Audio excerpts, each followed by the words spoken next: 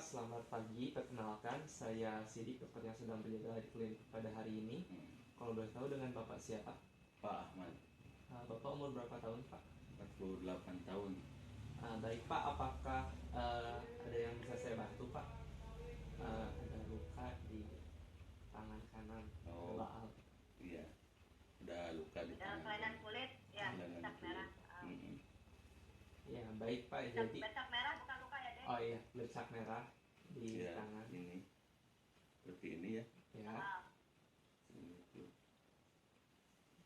ya baik, Iya. Pak. Baik, Pak, jadi di sini saya akan melakukan pemeriksaan fisik ya, Pak, di mana pemeriksaan ini bertujuan untuk melihat apakah ada kelainan pada saraf Bapak atau tidak. Iya. Lalu juga untuk menegakkan diagnosis yang akan saya berikan. Apakah Bapak bersedia, Pak? Boleh diperiksa. Nah, baik. Jadi untuk pemeriksaan saraf ini terdiri dari 6 saraf. Yang pertama ada Greater auricularis, terus ada radial, terus ada median, ada ulnar, dan pero perotenial, Peroneus komunis, sama posterior peroneus komunis, peroneus communis, dan posterior tibial. Jadi yang pertama-tama untuk yang greater auricular terlebih dahulu, pertama-tama saya akan memeriksa pada bagian kanan pasien, di mana pasien kita instruksikan untuk melihat ke arah kiri terlebih dahulu. Ini. Ya, coba Bapak melihat ke arah kiri secara maksimal. Oh, sebelum pemeriksaan kita mencuci tangan terlebih dahulu dengan step WHO 6 langkah.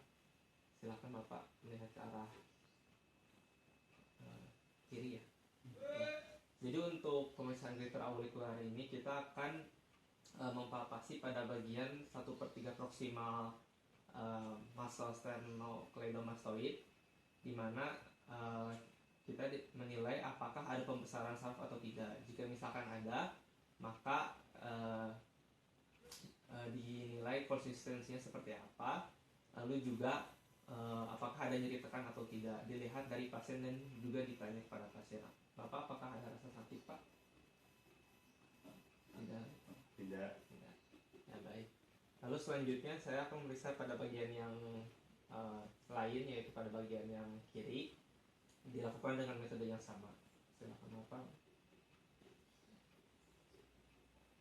Dinilai juga tadi apakah ada pembesaran atau tidak, lalu juga konsistensinya seperti apa, dan apakah ada nyeri tekan atau tidak.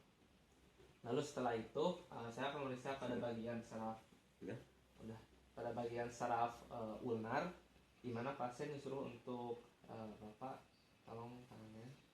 Bapak tolong relax terlebih dahulu ya, Pak. Jadi kita akan memfleksikan sedikit tangan pasien.